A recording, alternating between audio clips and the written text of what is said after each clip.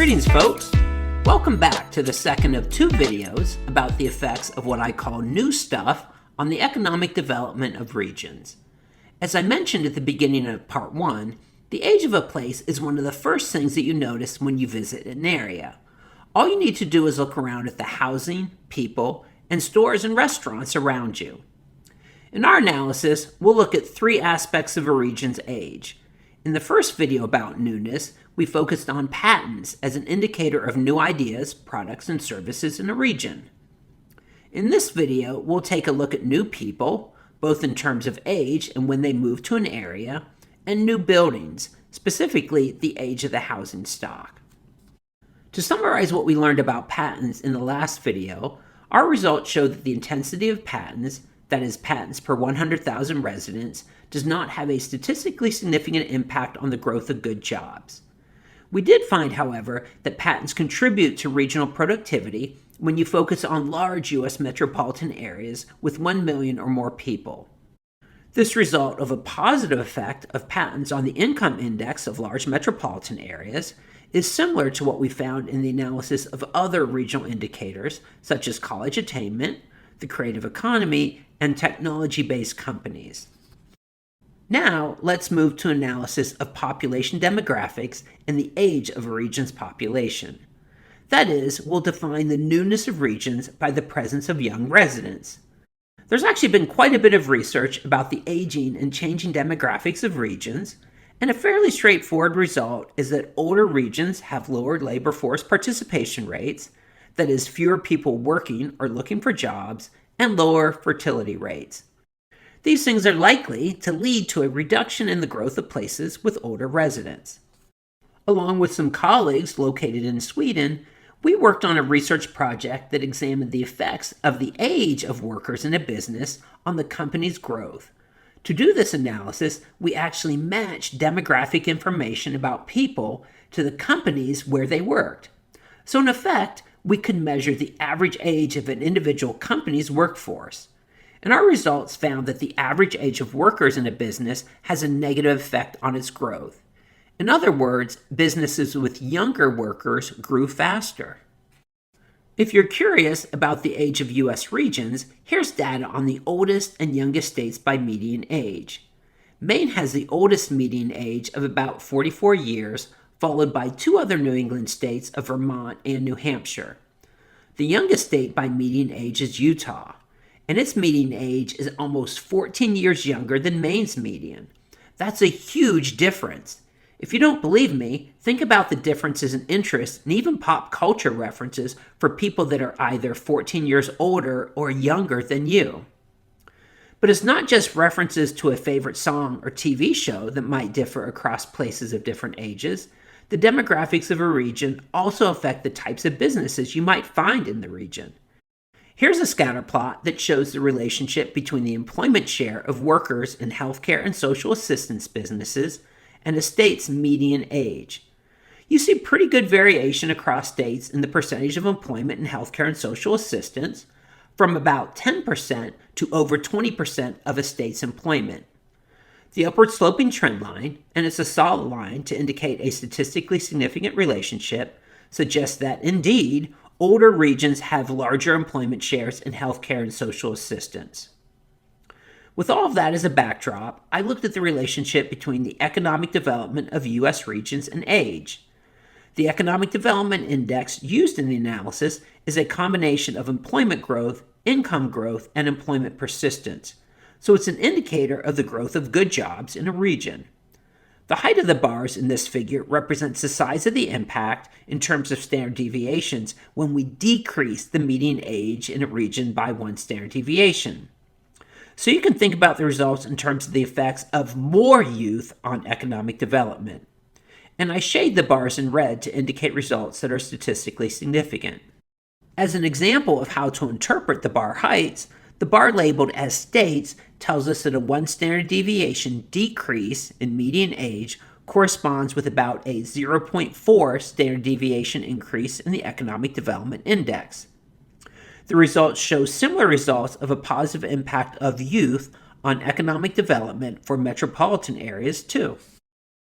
Next, let's take a look at the individual components of the Economic Development Index to get a better idea of how youth impacts the growth of good jobs in a region. And here, we'll focus on U.S. metropolitan areas. The far right column, labeled as Economic Development Index, is a repeat from the previous figure, and it tells us that a 1 standard deviation decrease in median age corresponds with between a 0.2 and 0.25 standard deviation increase in the Economic Development Index of U.S. metropolitan areas.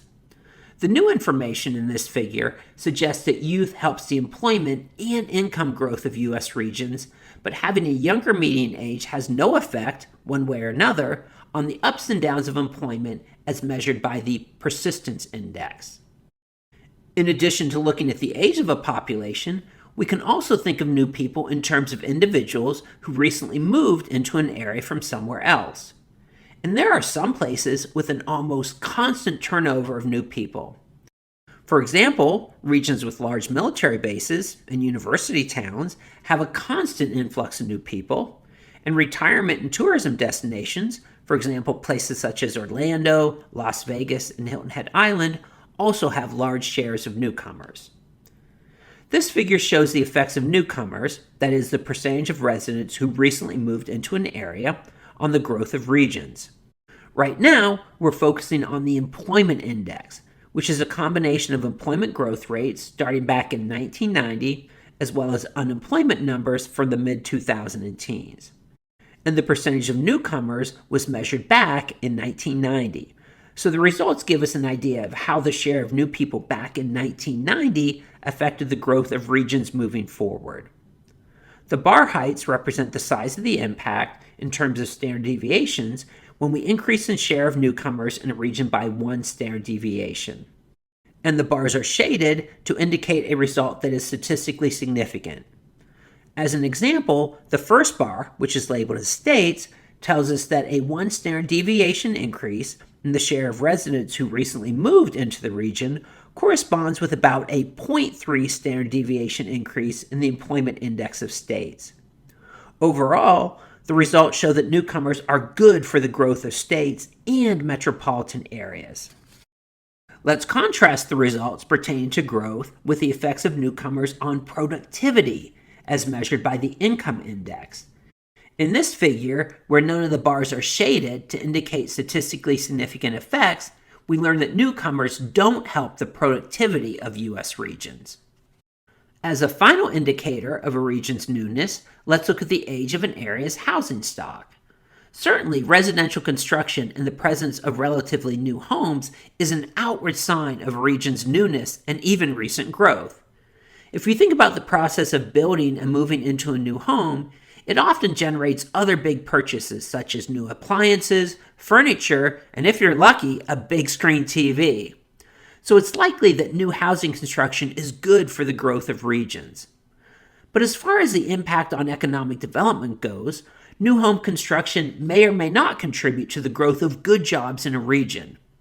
And this gets at a concept that Richard Florida describes as a great growth illusion. In other words, a place could have an expansion of residential housing, so there's an outward sign of growth, but this growth is not matched by investments by businesses that are needed to increase productivity and wages. Here's a figure that summarizes the effects of new housing construction on the growth of regions. The bars represent the impacts of new housing on the employment index, and the bars are shaded to indicate results that are statistically significant.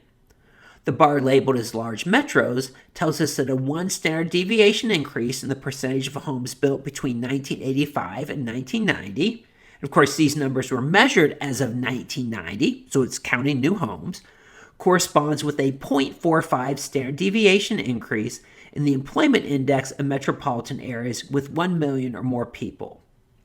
Overall, the results show that new housing contributes to the growth of U.S. regions, particularly metropolitan areas. But the presence of new housing is actually a bad sign for the productivity of regions, as measured by the income index.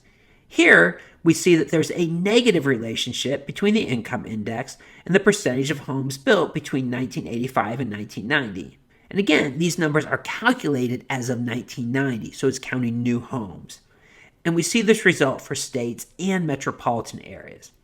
The combination of our earlier results, that new housing is associated with an increase in growth, and these results showing negative impacts on productivity are consistent with the idea of a great growth illusion. So with all these interesting results to think about, let's summarize what we learned about the effects of new stuff on the economic development of U.S. regions.